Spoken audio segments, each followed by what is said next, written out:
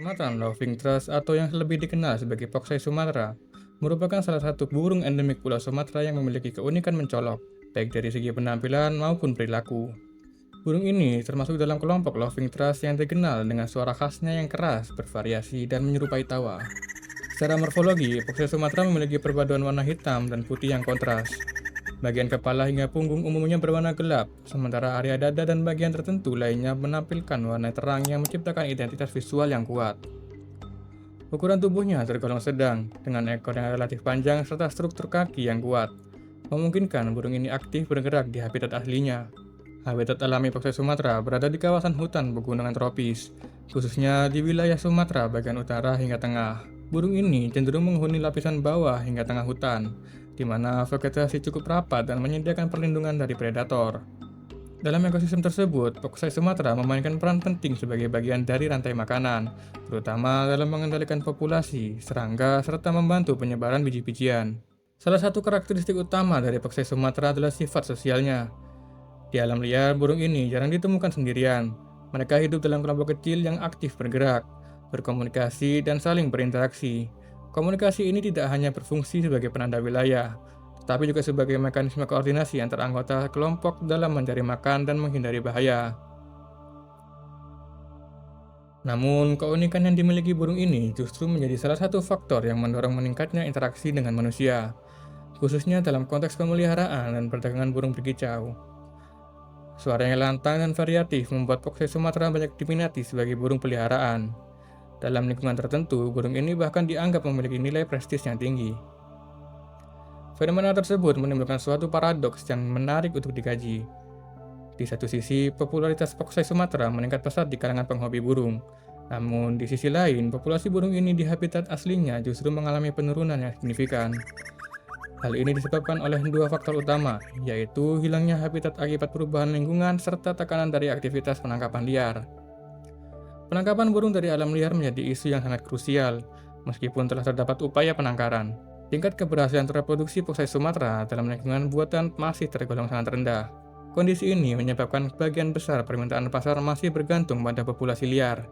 Dengan kata lain, setiap peningkatan permintaan berpotensi langsung berdampak pada penurunan jumlah individu di alam. Secara global, kondisi ini telah mendapat perhatian dari berbagai lembaga konservasi termasuk International Union for Conservation of Nature, yang mengklasifikasikan Foxy Sumatra dalam kategori Critically Endangered atau kritis. Status ini menunjukkan bahwa spesies tersebut berada pada resiko yang sangat tinggi untuk punah di alam liar dalam waktu dekat jika tidak dilakukan tindakan konservasi yang efektif. Selain itu, pemerintah Indonesia juga telah menetapkan Foxy Sumatra sebagai satwa yang dilindungi melalui regulasi nasional. Penetapan ini bertujuan untuk membatasi eksploitasi serta memberikan perlindungan hukum terhadap spesies yang terancam.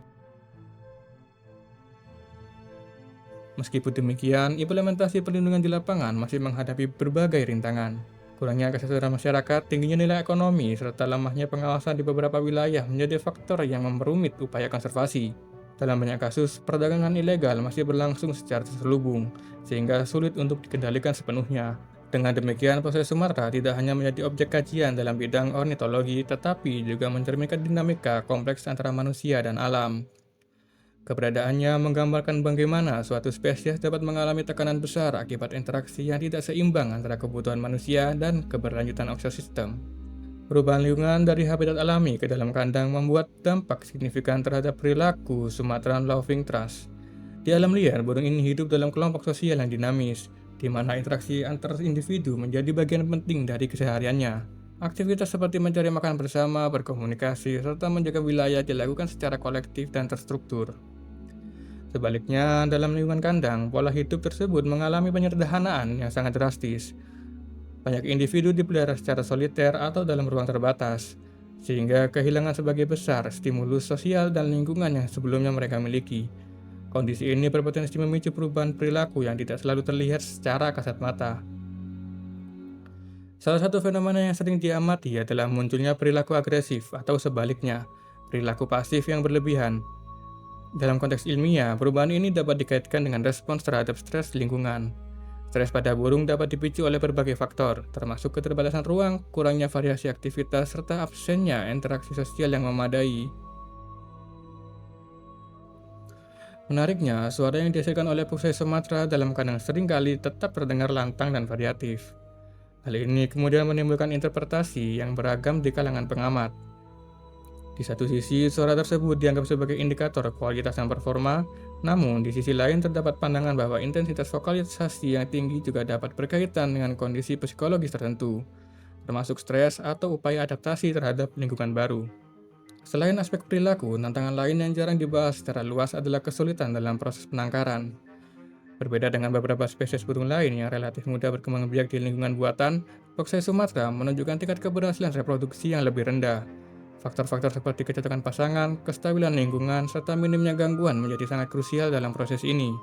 Keterbatasan dalam penangkaran memiliki implikasi langsung terhadap dinamika pasar. Ketika permintaan tinggi sementara pasokan dari hasil penangkaran terbatas, tekanan terhadap populasi liar cenderung meningkat. Kondisi ini menciptakan lingkaran yang sulit diputus, di mana kebutuhan pasar secara tidak langsung mendorong eksploitasi berkelanjutan terhadap habitat alami. Dalam kerangka konservasi, situasi ini mencerminkan adanya kesenjangan antara regulasi dan praktek di lapangan. Meskipun secara hukum burung ini telah dilindungi, implementasinya masih menghadapi berbagai kendala. Pengawasan yang terbatas serta kompleksitas jaringan perdagangan menjadi tantangan utama dalam upaya perlindungan. Lebih jauh lagi, fenomena ini juga membuka ruang refleksi mengenai hubungan manusia dengan alam. Foxes Sumatera tidak hanya diposisikan sebagai objek hobi atau komoditas ekonomi, tetapi juga sebagai indikator kondisi ekosistem yang lebih luas. Penurunan populasinya dapat menjadi sinyal adanya gangguan serius pada keseimbangan lingkungan di wilayah asalnya. Upaya konservasi yang efektif memerlukan pendekatan yang komprehensif, mencakup perlindungan habitat, penguatan regulasi, serta peningkatan kesadaran masyarakat. Edukasi menjadi elemen penting dalam mengubah perspektif dari sekedar kepemilikan menjadi tanggung jawab terhadap keberlangsungan spesies. Dalam konteks ini, peran individu juga tidak dapat diabaikan. Pilihan untuk tidak membeli satwa yang tidak memiliki asal-usul jelas, serta dukungan terhadap praktik penangkaran yang legal dan berkelanjutan dapat memberikan kontribusi nyata terhadap upaya pelestarian. Sebagai penutup, Foxes Sumatera menggambarkan sebuah realitas yang kompleks, keindahan yang dikagumi sekaligus rentan terhadap eksploitasi. Keberadaannya mengajak kita untuk memahami bahwa setiap interaksi dengan alam membawa konsekuensi. Dalam batas tertentu, keputusan manusia akan menentukan apakah spesies ini tetap menjadi bagian dari ekosistem hutan Sumatera atau hanya tersisa sebagai catatan dalam literatur ilmiah.